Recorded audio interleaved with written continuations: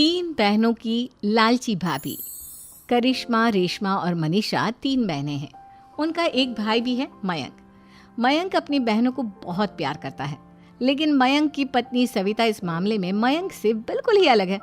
वो अपनी ननदों का जितना बुरा कर सकती है उतना बुरा करती ही रहती है और अपनी ननदों पर हुक्म भी चलाती है। करिश्मा, करिश्मा, तुमने अभी तक नाश्ता नहीं बनाया? तुम्हारे भैया को ऑफिस जाने में देर हो रही है। हाँ भाभी, बस अभी बनाती हूँ। करिश्मा, तुम ये ढीलापन छोड़ दो। कल को पराए घर जाना है। वहाँ अगर तुम इस तरह से काम करोगी तो लोग क्या कहेंगे कि माँ ने और भाभी ने कुछ सिखाया नहीं। और तुम्हारी दोनों बहनें कहाँ हैं? अब रेशमा मार्केट गई है और मनीषा सो रही है।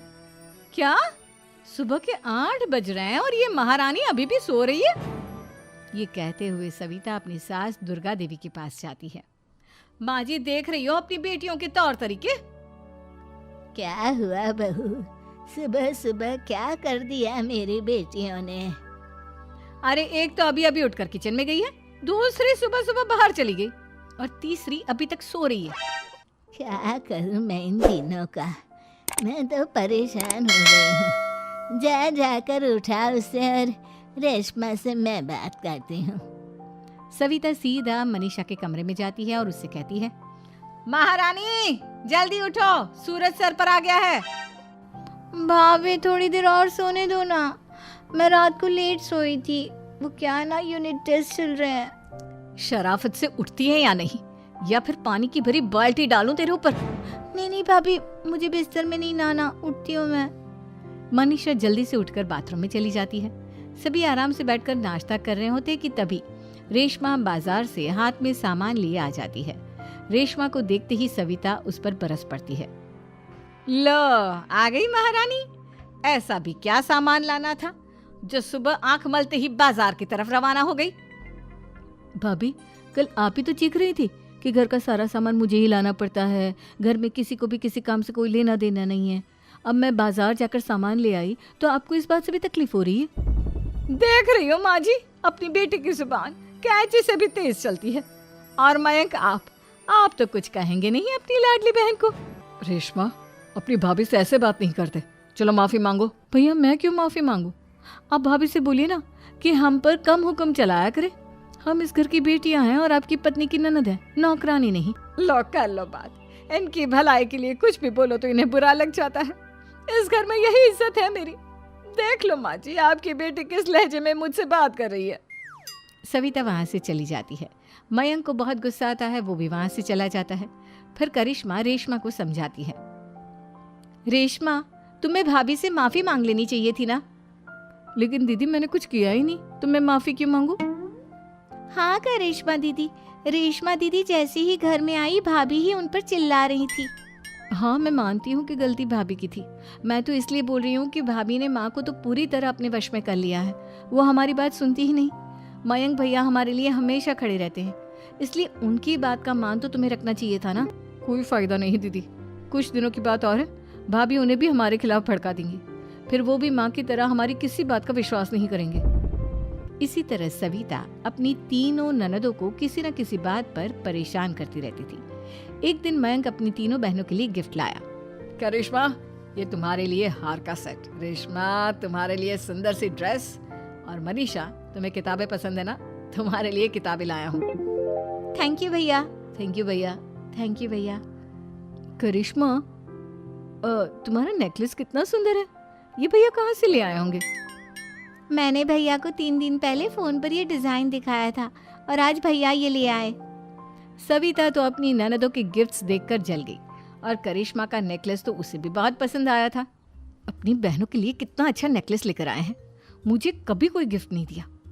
मैं आज ही ये हार चुरा लूंगी। रात में सविता करिश्मा का हार चुरा लेती है और इसी तरह उसे अपनी ननदों की जो भी चीज़ अच्छी लगती वो उसे मांगती नहीं, बल्कि रात के अंधेरे में चुरा लेती। इसी तरह दिन बीतते गए और सविता ने मयंक के दिल में भी उसकी बहनों के लिए नफरत पैदा कर दी। एक दिन मयंक ने करिश्मा और रेशमा के लिए रिश्ता देखा और ये बात उसने घर में सबको बताई।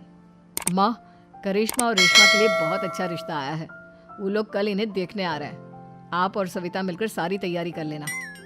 ये सुनकर करिश्मा और रेशमा खुश हो जाती हैं, लेकिन सविता सोचती है, अगर इन दोनों बहनों की शादी हो गई तो घर और बाहर का काम कौन करेगा?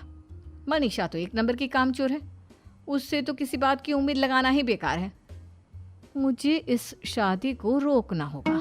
अगले दिन सभी लड़के वालों के स्वागत की तैयारी करने में लगे होते हैं। तभी मयंक अपनी बहनों से आकर कहता है, तैयार हो गई तुम दोनों? देखो दोनों लड़के बहुत अच्छे हैं, मैं कोई कसर नहीं छोड़ना चाहता, इसलिए तुम उनके सामने अच्छे से बिहेव करना और अपनी भाभी से लड़ने मत लग जाना। करिश्मा, तुम वो नेकलेस पहन लो ना जो मैं तुम्हारे लिए लाया था। भैया मैं बहुत देर से वो नेकलेस ढूंढ रही हूँ, लेकिन मुझे मिल ही नहीं रहा। क्या तुमने नेकलेस खो दिया? तुम्हें पता भी है वो कितना महंगा था? तुम कोई काम ढंग से नहीं कर सकती। मयंक गुस्से में वहां से चला जाता है। थोड़ी देर बाद लड़के वाले भी आ जाते हैं। वो दोनों बहनों को पसंद कर लेते हैं और रिश्ता पक्का हो जाता है। लेकिन सविता के दिमाग में तो कुछ और ही खिचड़ी पक रही थी।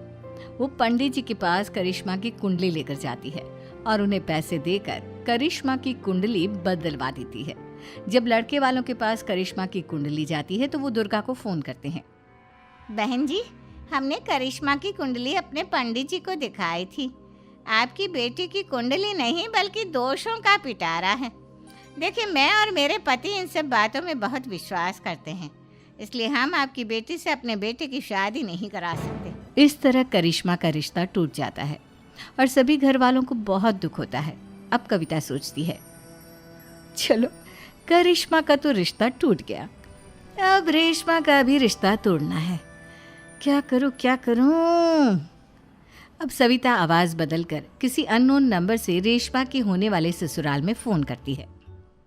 हेलो, मैं कौन हूँ कौन नहीं ये आपके लिए जानना ज़रूरी नहीं, बस इतना सुन लो कि रेशमा का 2 साल से किसी के साथ अफेयर चल रहा है। बस रेशमा का रिश्ता तोड़वाने के लिए सविता का इतना कहना काफी था।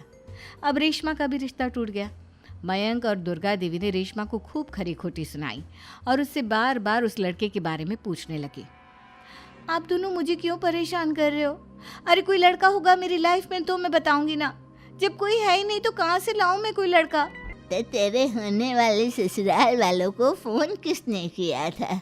माँ, मैं नहीं जानती किसने फोन किया था, मैं सच कह रही हूँ। मैं तो पहले ही कह रही थी इसकी लगाम खींच कर रखो, लेकिन मेरी सुनता ही कौन है। आप चुप रहिए भाभी, ये सब आपका ही किया धरा है। अब तीनों बहनों को विश्वास हो जाता है कि ये सब उनकी भाभी ही कर रही है। तीनों बहनें अपनी भाभी को सबक सिखाने के लिए एक वकील कर लेती है और घर में हिस्सा मांगना। देखो भैया, माँ बाप की जायदाद में जितना बेटों का हक होता है उतना ही बेटियों का, इसलिए इस घर के 4 हिस्से होंगे और हमें अपना हिस्सा चाहिए। मैंने तुम्हारे लिए क्या क्या नहीं किया और तुम इस घर में हिस्सा मांग रही हो? भैया, आप और माँ हम बहनों की कोई बात नहीं सुनते हो और भाभी हमारी शादी नहीं होने देगी क्योंकि उन्हें लगता है कि आप हमारी शादी में ज्यादा पैसा लगाओगे और उन्हें हम जैसी फ्री की नौकरानी कहाँ मिलेगी। तो हम भाभी के साथ तो रह नहीं सकते, हम बहनों को अपना हिस्सा चाहिए। अरे तुम्हें शर्म आनी चाहिए अपने भाभी पर ऐसा इल्जाम लगाते हुए। वो तुम्हारे बारे में कितना सोचती है। हाँ माँ, भाभी हमारे बारे में बहुत सोचती है, दिन रात बस यही सोचती रहती है कि किस तरह से अपनी तीनों ननदों को परेशान करूं और कभी मुझे पढ़ने भी नहीं देती। दोनों बहनों का रिश्ता भी तो इन्होंने ही तोड़वाया है और रात में हमारे कमरे में आकर हमारी चीजें भी चुराती हैं। इसी तरह सविता की तीनों ननदें अपनी बात पर अड़ी रही। अब कोर्ट में तारीख भी शुरू हो गई। जब सविता को लगा कि उसकी तीनों ननद इतनी आसानी से नहीं मानने वाली, तो उसने अपने पति और सास को सारी सच्चाई बता दी और अपनी तीनों ननद से माफी मांगी। मयंक और दुर्गा को भी अपनी गलती का एहसास हो गया। अब सविता खुद करिश्मा और रेशमा के लिए अच्छा रिश्ता ढूंढती है और उनकी शादी करवाती है।